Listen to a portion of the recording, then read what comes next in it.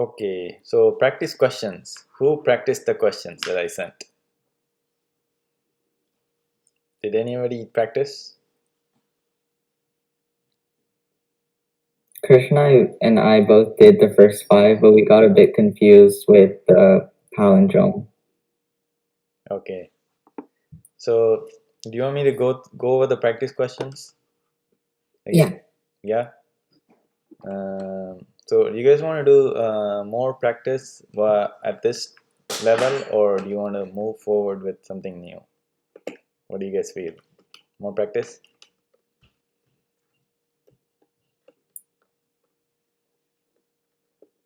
More practice, I guess.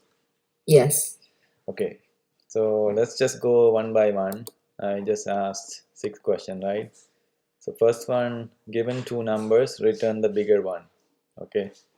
So let's calculate that. So always we start with the function. I'm going to call this maximum. Okay, and I'm going to take in 2 numbers, a and b. So I need to find which one is the biggest. So we can do some comparison. If a greater than b, return a. Otherwise we're going to return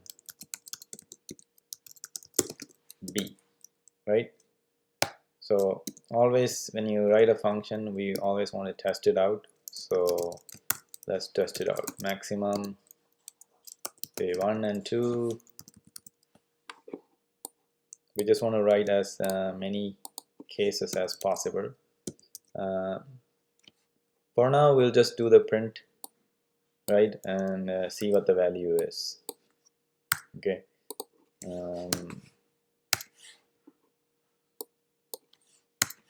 Okay, so if we run this, looks like it's working, right? Okay, so that's the first one. Next one, given 3 numbers, return the biggest number. Okay, so we can do something like this. If a greater than b and if a greater than c, return a. Otherwise else if, do like that, right? Or we can do something a little bit more clever. Maximum of 3. So a, b and c. We can say that return, we already have a function that's going to calculate the maximum between 2 numbers, right? So why not we use that? So maximum of a and b, so that's going to give us either a or b. Then we just need to check maximum of the return of the maximum of a, b versus c. Do you see that? So why we are able to do this? Because it doesn't matter whether we do B or C or A or C and B, because we're always looking for the maximum. So this would give me either A or B, and then I would check within that A or B, whatever returned is the maximum, and then I just need to check against C. When I do that, I will always get the maximum of the 3, right? Who got this one like this? Who did this one like this? How did you guys do it? I know why. I thought we had to do them separately. You did them separately? Like yeah, I thought we did them separately, like they're each a separate question. Yeah. No, I mean, did you guys get it like this? Did you have the answer like this or different? Different. Different? You did the multiple if, else if? Yeah. Yeah. Okay, so that's okay, but so the reason why I asked is the next question. So the next question is asked that given a list of numbers, return the biggest number, right? So how can we do this? So let's define a function. Maximum in list. So we're going to get a list. What is it saying? Okay, we should name it something. I'm going to say list of numbers. Okay, so how can we do this? Any ideas? Let's start with the basic. Obviously we need to iterate over the list of numbers, right, somehow. And so if we imagine a list having let's say like this, list of numbers 1 3 9 -2 5, right? We have to go one by one. So we can use our existing function maximum that can determine between two numbers, right? So just like when we had the 3 maximum of 3, we were checking between the 2 and the result of that. We check against the result of that with the next number. So if we do that here, so let's say if we get the maximum of these two, that's going to be 3. Then we check the maximum between the answer that we got and the next element. Then we would get 9. Then we check 9 against -2, still 9. 9 against 5, still 9. So if we keep doing the maximum for each number using the previous result of the maximum, we should get the maximum in the list. Do you see that? How did you guys do it? I want to know. Just want to understand your thought process. We use it for a range. For range, okay. Let's say for I in list of numbers. So this I would give me for every iteration is going to give me the number, right, in the list. So how can we do this?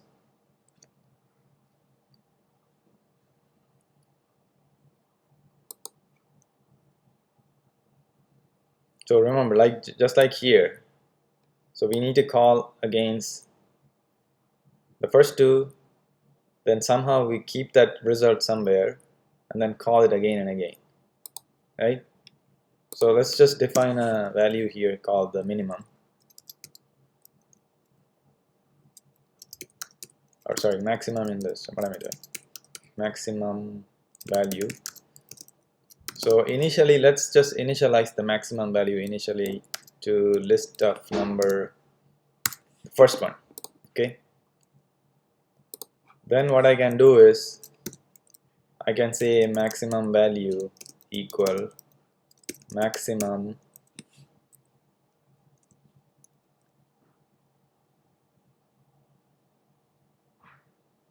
what can I do here?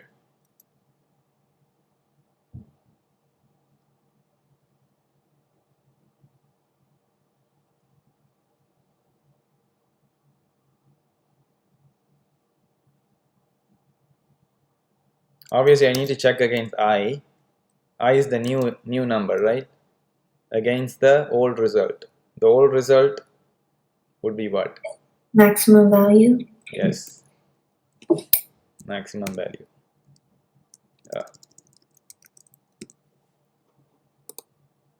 I mean, I don't have to start from 0, but it doesn't hurt either.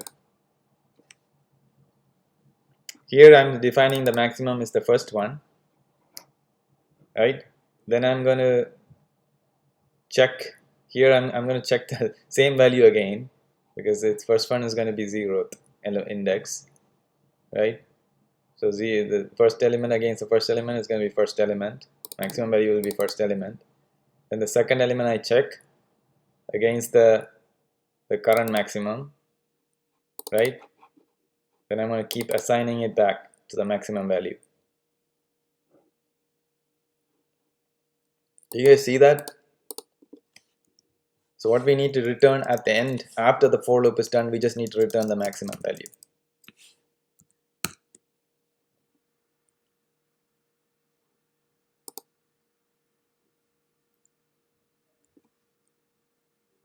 Is this making sense?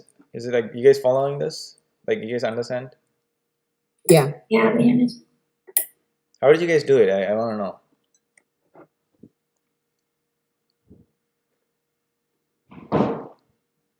How did you find the maximum in the list? Waylon, how did you guys do it? I just use the if list 0 is greater than list 1 and list 2 and like that. But then how do you know the how big the list is?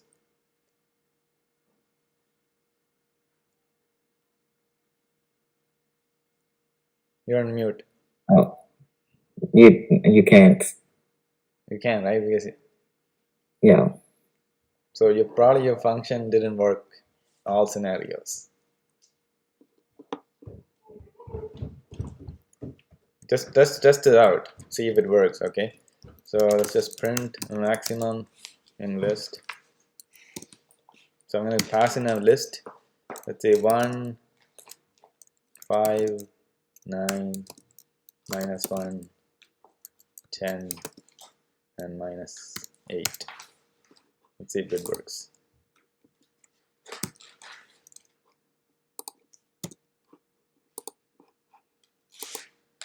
Okay, 10. Seems to be working, right?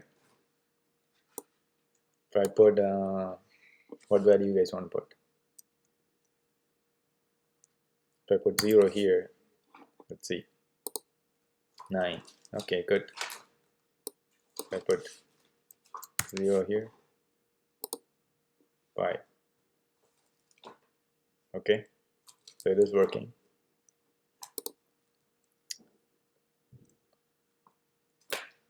Any questions on this?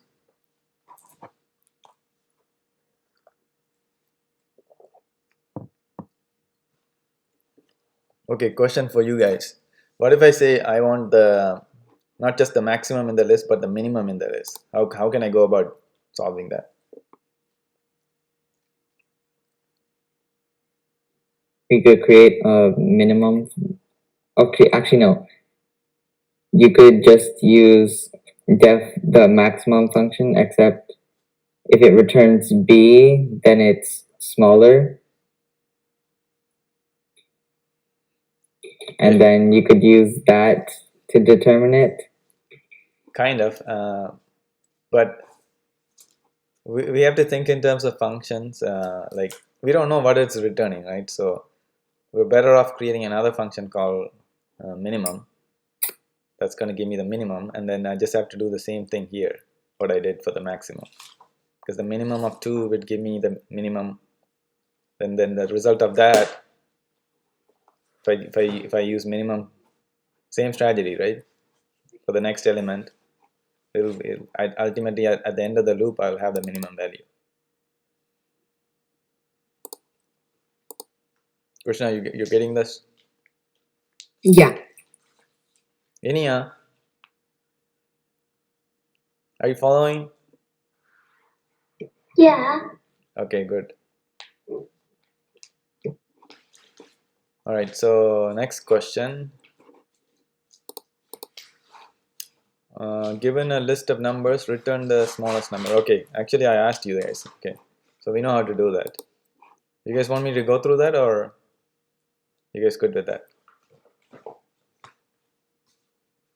Can you go through it? Okay, sure. So let's define a function, minimum. So a, b, if a is less than b, return a, otherwise I return b. Okay, now this is saying typo in word, minimum. Okay, will that work? Minimum function, find the minimum between a and b. Yeah.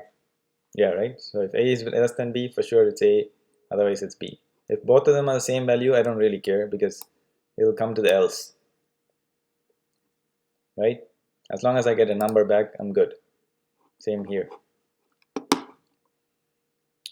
All right, do I need to define this function like this, or am I good with this minimum? Can I use this minimum only? I don't need this guy, right? Because we never use that function here in our maximum. Yeah. So for the minimum, we can just simply do this, copy paste. For now, this is there are better ways of doing it, but I just want you guys to understand the basics first. So I'm gonna call this minimum value.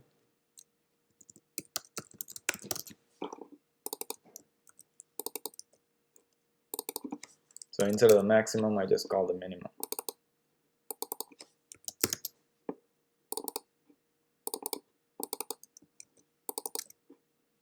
Okay, so minimum in list. So if I call the minimum in list here instead of the maximum,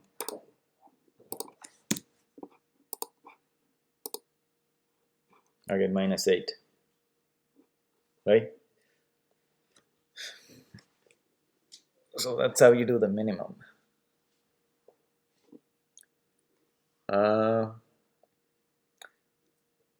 By the way, there are already built-in Python functions that does these things, but we're not using those built-in functions because we want to learn how to program. Okay, we want to be able to program those functions ourselves to get a better idea of how things work. Okay, so we're not using any Python built-in library functions. Okay, we want to learn the very basic. Okay, next question. Okay, this one is a bit tricky. Given a list of 4 unique one-digit numbers, print all possible 3-digit numbers you can make. The first one says repeatable digits allowed. And the second one says digits cannot be repeated.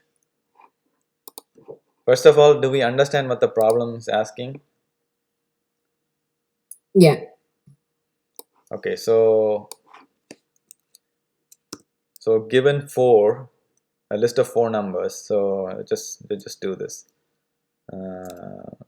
List of 4. So it's going to be something like this.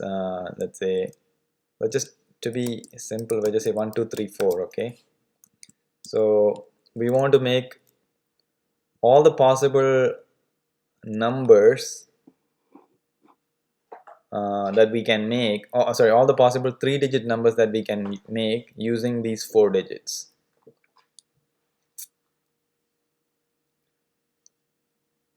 Okay, so I'll give you a simpler question than that. Given a list, okay, what if I want to make all the possible 1-digit number? How can I do that? For for item in list, print I, right? Yeah. Okay, that's good. So that's our base scenario. So now we kind of think about how can we do that for 2-digit numbers. You would add a second function for it, like for another one, so for m in range of 1 to 5. Another function? Another function, like another range. Another range, okay, yeah. So we would do something like this. So for I in list of 4, right, that will give me a 1-digit number, right? So if you think visually, I have this, let's say I pick this 1-digit number. So if I want to make possible 2-digit numbers, I would use, like the first question says I can repeat it. So I would use 1, 1 or 1, 2 or 1, 3 or 1, 4, right? And then for the next iteration, I would pick 2. I would pick 2, 1, 2, 2, 2, 3, 2, 4. Right, and the next iteration I would pick 3, 1, 3, 2, 3, 3, 3, 4, and then so on, right? That's all possible 2-digit numbers.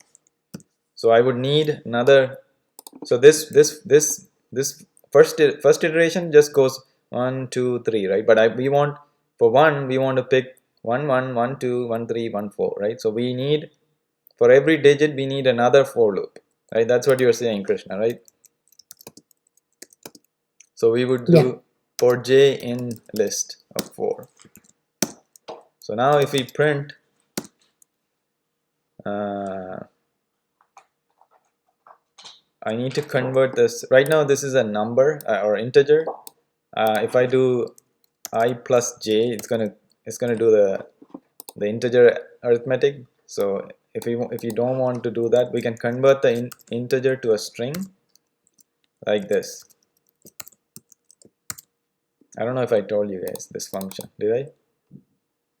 No. So basically, you know how we have int and float that takes a string and converts it to an integer? This is the opposite.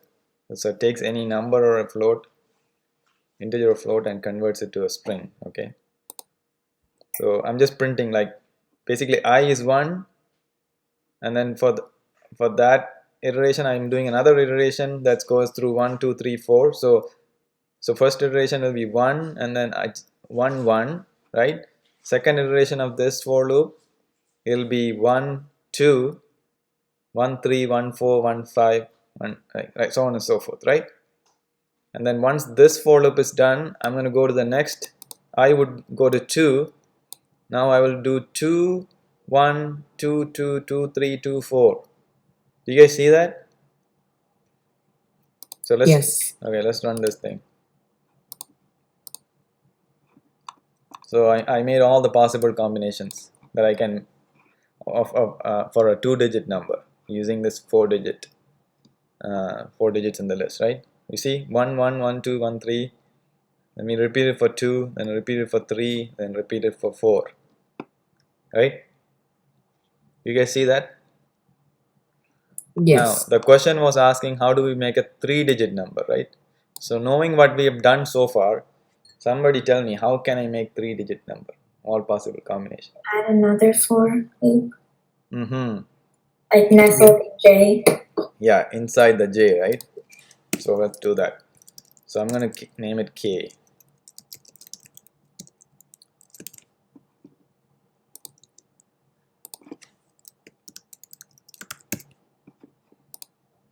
Okay, this will give me all the 3-digit numbers that I can make, because the first iteration of I it will be 1. Second, this for loop would be J would go from 1 to 4 again. So 1 1, and the J, this for loop has its inner for loop, another for loop K, that's going to go from 1 to 4 again. So it'll be 1 1 1 1 1 2 1 1 3 1 1 4. That's the iteration that'll finish this, the most inner one. Then J would move to 2, so it'll be now 1 2 1 1 2 2 1 2 3 1 2 4, so on and so forth. Do you guys see that? All right, let's run this. All right, so we got all the possible 3-digit numbers that we can make with all this list. Do you guys see that? Yes. Can we make any other 3-digit number other than what we have done so far? No. No. No, right? Now the next question, part 2, was digits cannot be repeated. How can we do this?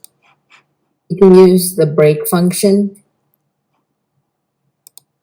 Break function will get out of the loop altogether, right? So No, if it's like, and if the I equals to J or K, then break. but we're almost close, but we don't want to break out of it, Krishna, because break will. So let's just go through this list. So obviously, if it is 1 1 1, we don't want to print that, right? We don't want that number. Even this one also 1 1 2, we don't want that. 1 1 3, all this stuff we don't want that. So only thing that we want in this one would be 1 2 3, right?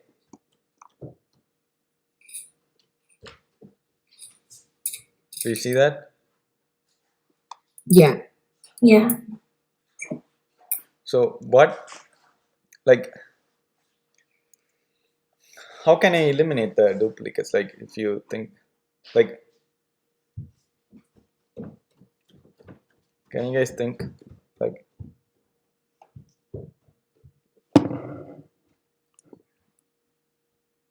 It's like it turns out it's actually pretty simple.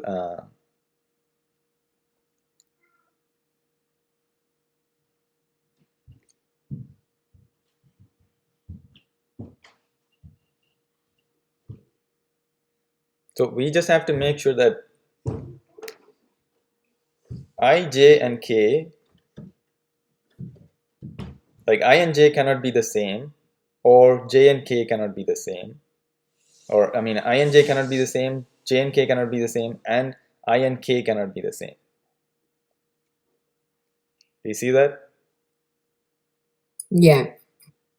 So I can just say if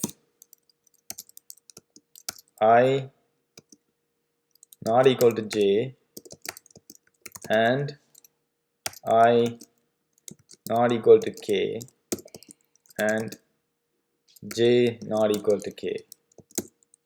These are the only scenarios when I would have a unique, I would not be repeating the same number. Is this correct? I and j not same, right? I and j not same, and I and k is also not same, and I want to make j and k also not same, like in this scenario. You see that? This is this scenario, j not equal to k. So if I run this,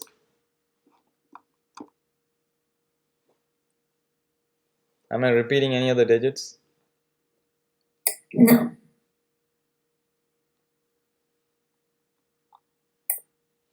Did I miss any digits? No. You did. Which one? Can I see it again? You missed out. No, I don't. I only have 3 loops. And you're not missing it. Suppose if I had another digit in here, would it still work? Yes. Yes. It would, right? Because Yes. There's only 3 ranges. yeah, because I'm only looking for 3-digit number, right? All possible 3 digits.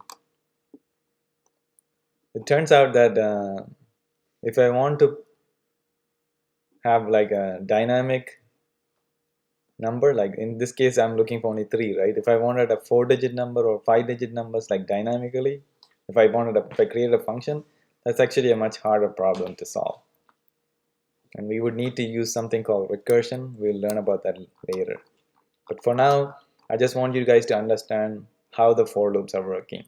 Okay, basically the nested for loops, what's happening basically. Any questions on this?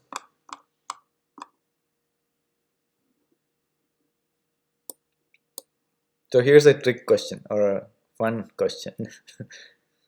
So if a password side, if you had to enter a password, if you had to create a password, let's say it asks you to create a 3-digit or 4-digit password, and out of 9 possible digits that you have, would you be able to create a program that will hack that password?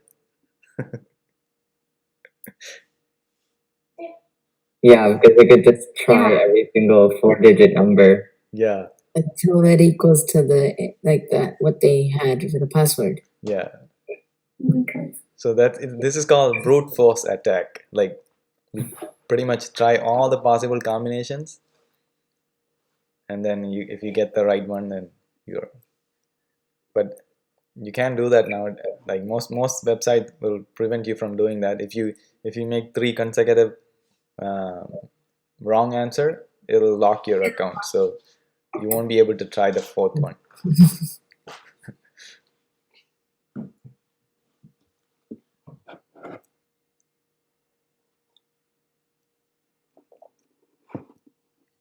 Okay, next question.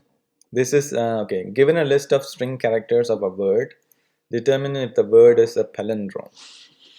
Okay, you guys heard of palindrome? Yes. So I'm going to create a word of characters. Let's say, what's a palindrome? Give me an example of a palindrome. Race car. What's that? Race car. Race car is palindrome? Okay. What's a palindrome?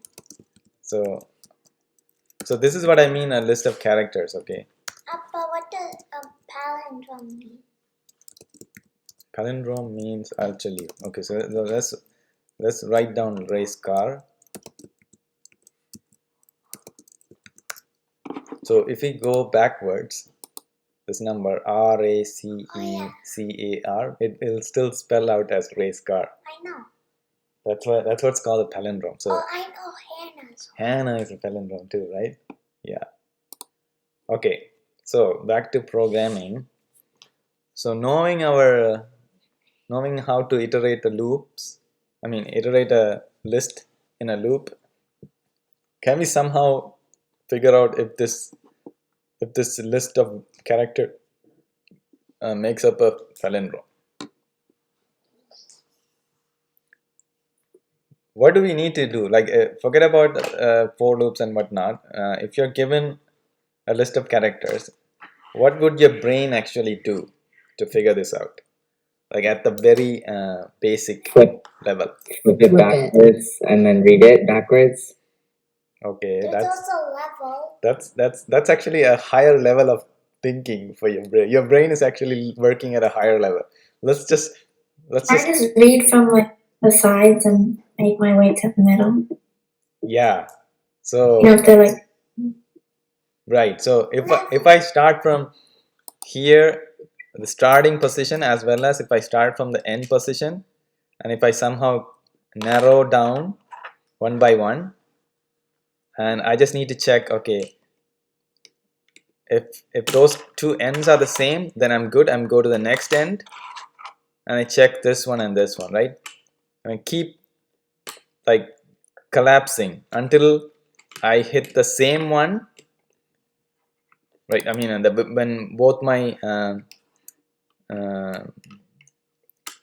pointers are pointing to the same element, or in this case, because it's an even number, right? Sorry, it's an odd number, so you would always end up at that position, like when both pointers will point to the same index. But if you had a like an even number of letters, you would need to see if your pointers actually cross each other, right? So if either it's equal, both pointers are equal, or cross each other. So one pointer we need to go from first to last. The other one has to come from last to first, right? Like level? And for every iteration of that, we need to check if both of those characters are same. If it's not same, then we can say it's not a palindrome. But if we go through the entire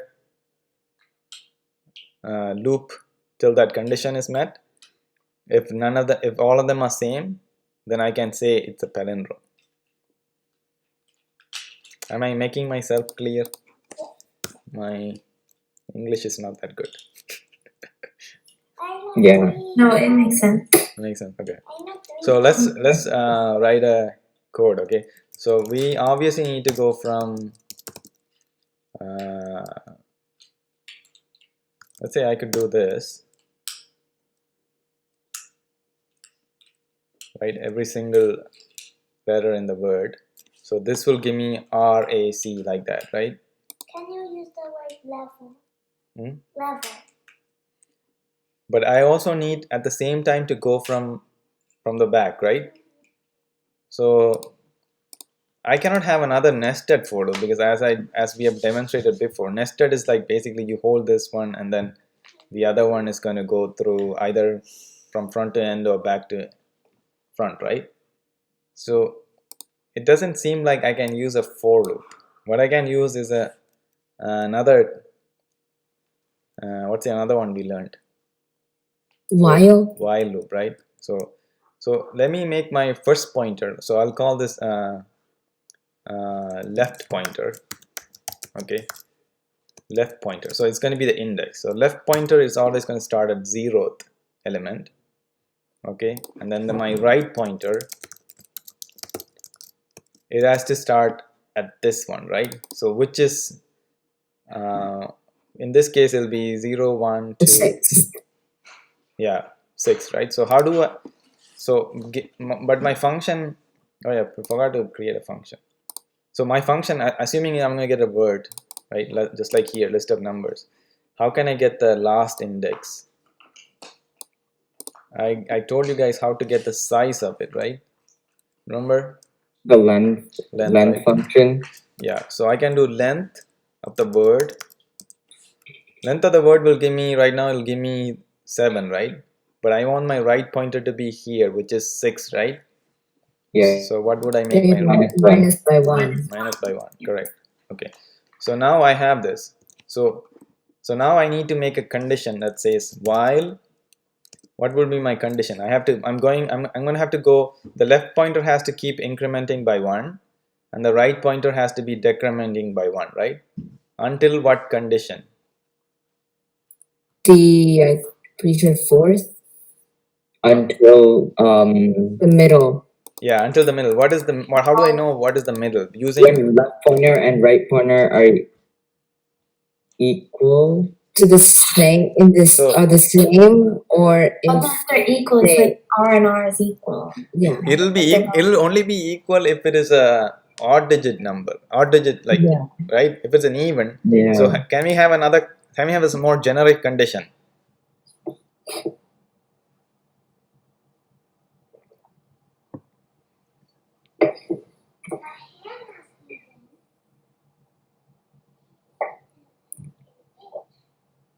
Come on guys, this is easy. What will tell me that I've crossed each other? Like I'm basically coming from the left and right. If left pointer is greater than or equal to right pointer. Yeah, exactly.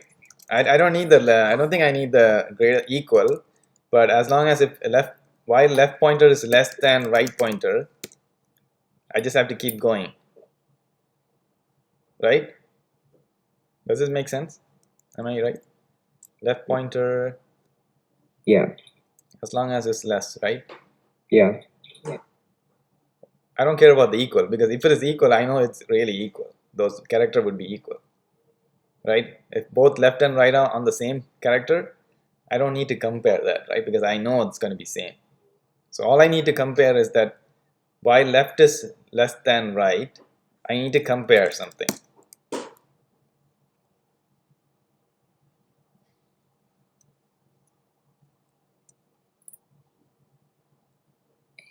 If left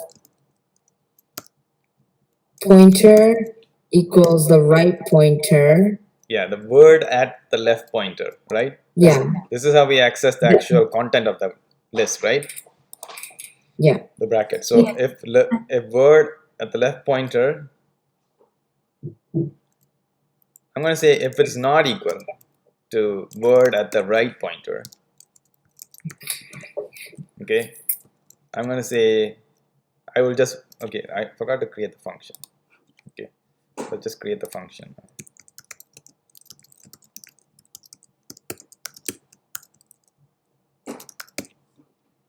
Just take this out, keep it for now. So I'm just going to indent everything, because in Python everything has to be indented, right? That's how it knows when to finish that block. Okay, so here I'm just going to return false. I don't need to check anything anymore. As soon as I find out one combination doesn't match, then I can say it's false, right? Now, right now my pointer is 0 left and the right pointer is stuck here.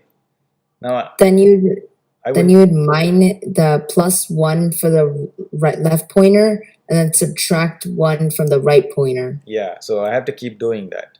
So here, would I do it inside the if or outside? Outside. Outside, right? Yeah.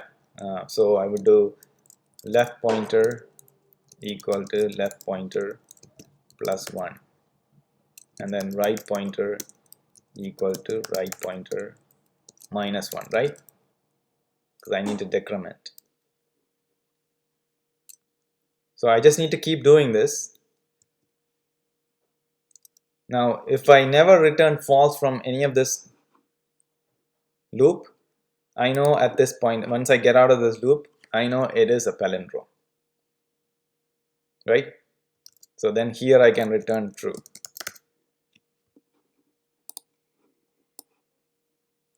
Okay, let's check this out. Let's test this out.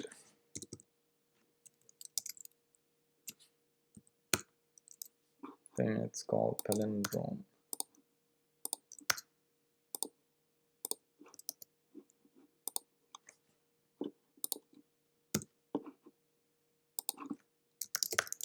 Let's just print this out.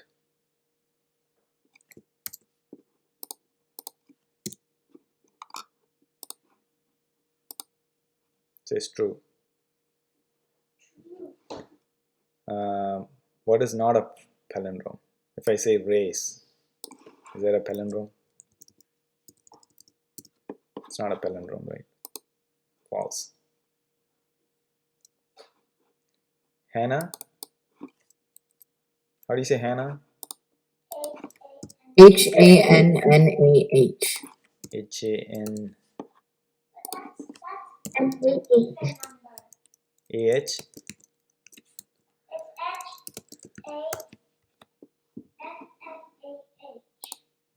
True. Okay. Do you guys see what's happening? Yeah.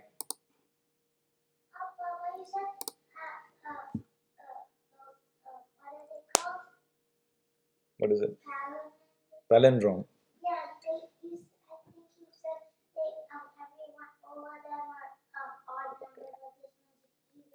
Yeah, but we are, as long as we only iterate if the left pointer is less than, then we are good. If it is equal, then we know for sure that character is same, right? So we don't really need to compare that. Right? Do you see that? So while we are doing that, if we find out if any one of them is not the same, if the word at that left pointer is not equal to the word at the right pointer, then we know right away it's not a palindrome, and we can return. The return statement basically gets out of the function right away. Okay, it doesn't execute anything after that. That's how the return works. Okay, and yeah, that's how it works. Did I mention about the break statement? Yeah. Yeah. So break statement only gets out of the for loop or while loop that it is in. Okay, only that only. But whereas the return, it just returns it from the function right away. It doesn't do execute it. But the break only breaks out of that wherever you call the break, that for loop or while loop, only that loop is broken. But still, it'll still be in if you have another for loop or while loop, like on top of that, like outer scope, it'll still get executed. Okay, only the most inner one breaks.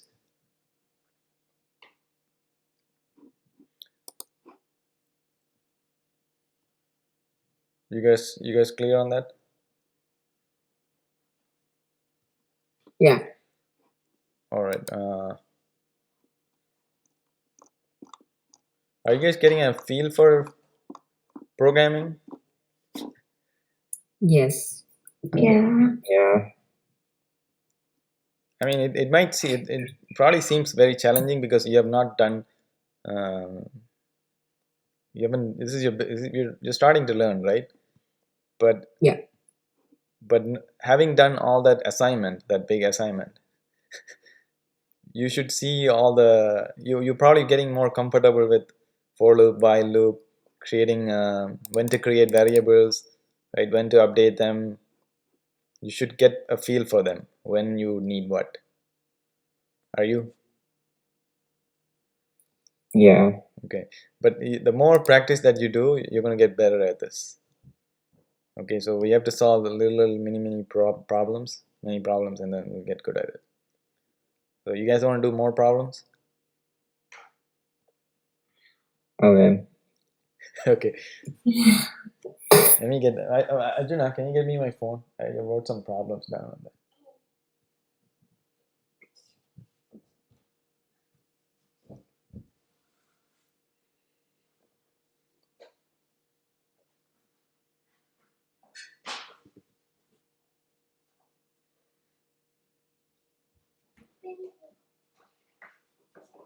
Where's my phone? Give me my phone. I know you're playing my phone. Give me my phone. Okay. Here you go. Thank you. I was not playing on my phone. Okay, good. Where did I write this thing down?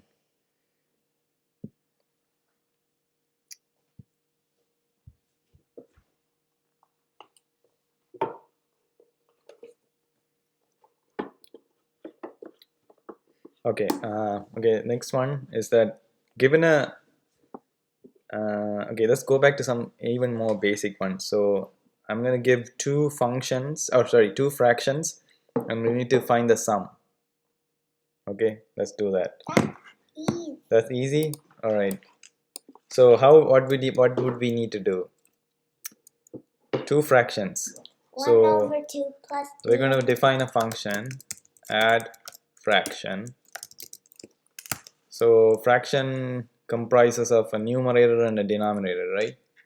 So we'll call this n1 d1 for the first fraction, and the other one would be n2 d2 for the second fraction. Okay, Krishna, there? Yes. Okay. All right. So how do we add a fraction?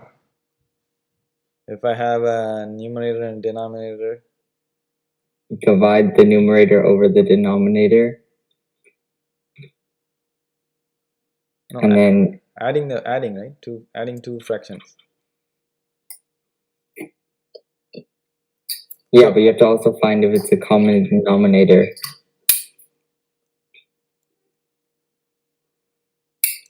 Okay, so for this one, we don't need to do the reduced format. We just want to give the right answer, like regardless of whether it's a reduced fraction. Okay, so if you have just two fractions, how do we add them? If if d1 is equal to d2, then there's two cases: if the denominators are the same or if they're different. Okay, that's If so let's just do this. If d1 equal to d2, I can, oh, by the way, how do we return two numbers? Remember, from a function? Huh? Remember a data type that I talked about? How do functions always return one value, right? One object basically. yeah, But what object can I use to create two values?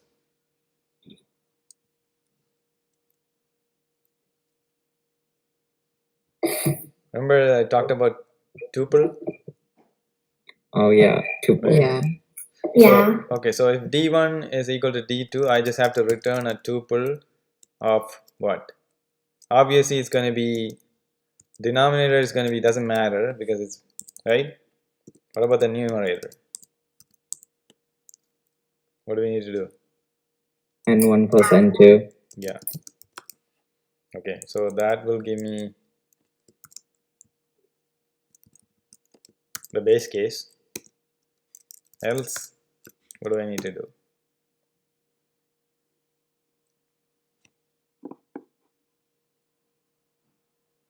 You need to multiply n1 by d2 and n2 by d1. Okay.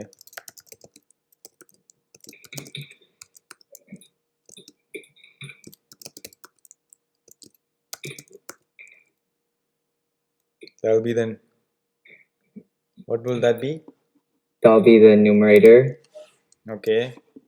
And then the denominator is d1 times d2. Okay. Now, knowing this, do I need this condition here? Do I need to check this base case? Or would this function work for all cases? That would work for all cases, but That'll work for all cases, right? yeah. Okay, but it's this one will give me a reduced form, right? That's still okay, but I'm just saying.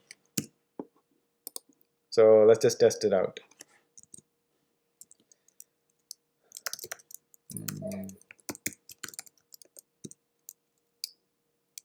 1/2 and 3/2. Or what am I saying? Yeah, 1/2. Doesn't matter. 2/2. Okay, that's good. Let's go 1/4 and 2/4. Anyhow, what would I get? 1/4 plus 2/4. 3/8. No, 3/4. It's a 1/4. Yeah. So these two numbers, this is the numerator for the first one, and the denominator, and the numerator and denominator. Right? Yeah. Okay, let's give it a more complex one. What is 1/4 and 1/2? 3/4. Let's see, what is the answer going to be? 6/8. Yeah, which is 3/4 if you reduce it, right?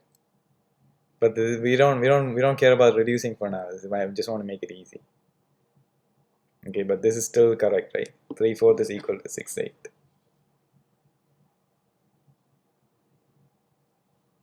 Okay, next one. This is too easy, right? Is it? Aishna? Too easy? No? Finding it hard? Sounds pretty easy for Pretty me. easy, right? Yeah. Given what we have done, this is all easy stuff. Okay, so next Yeah. one. Next one is okay. Find the sum of all numbers in a list. This is also easy.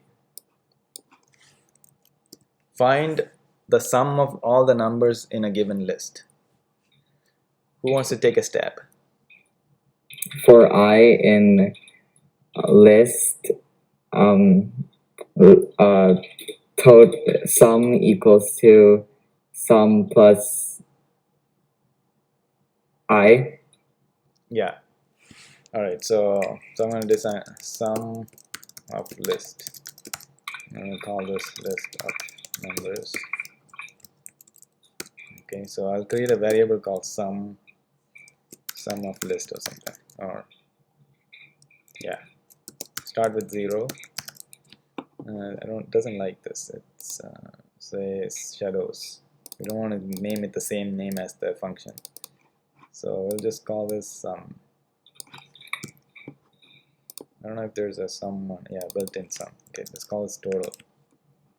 Total is not a built-in function. Okay, so for n in list of numbers, total equal to total plus n, right? And then we just need to return that total out of the for loop. Not inside, but out, right? That'll give me. So let's say 1, 2, 3, 4, 5, 15. Right? Let's have you sum it up.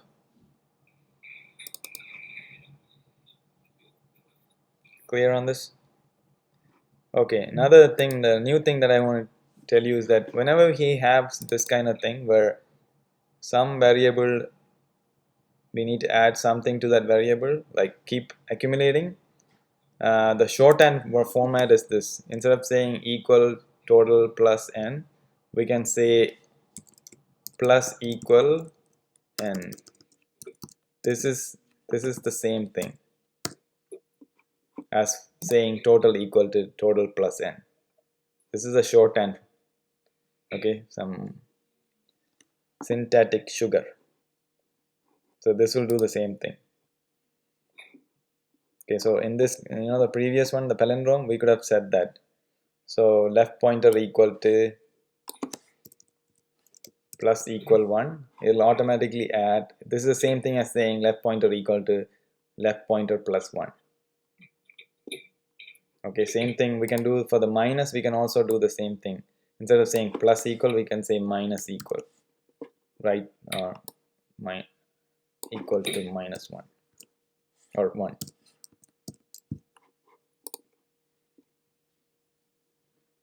This is a shorthand form. Okay,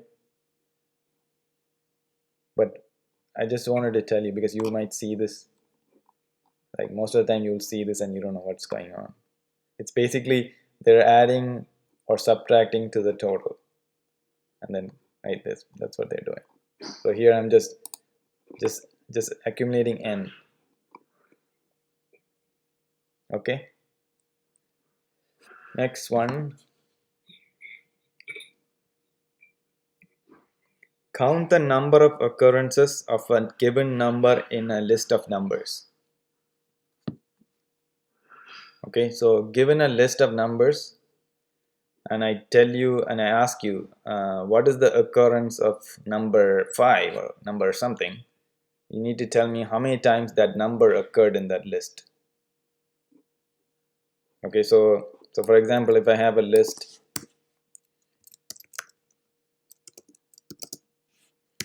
and I had 1 2 1 3 2 3 1 3 1, and I'd say, okay, here's your list. Now find me how many times 2 occurred in this list. How would you do that? Using a for loop, like for each number, check if it's equal to 2, and then if it is equal to 2, add 1 to occurrence or a variable you assign it to. Correct, that's it. Okay, you guys see that? Yeah, Krishna, Vaishna? Yeah. All right, so count frequency. So I have a list of numbers and I want to find how many times that number n occurs. Okay, so I'm going to say frequency equal to 0. That's my variable for I in list of numbers. If I equal to number that I want to check against, if it is equal, then I'm going to say frequency plus equal 1. Okay, so now at the end of the for loop, I just need to return the frequency. Do you see this? Let's test it out. So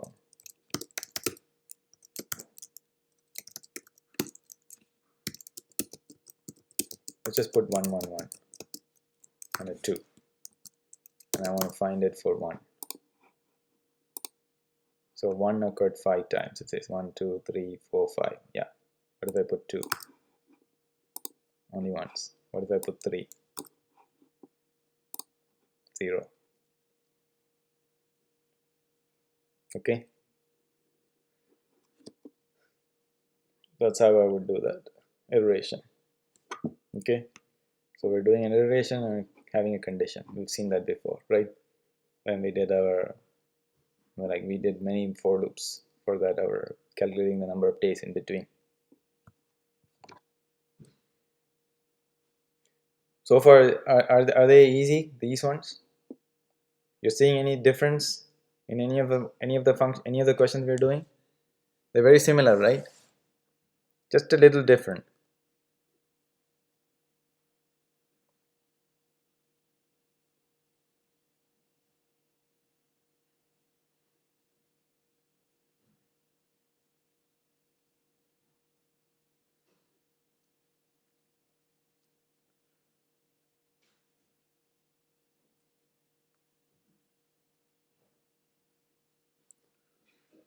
Okay, I guess we are out of time today.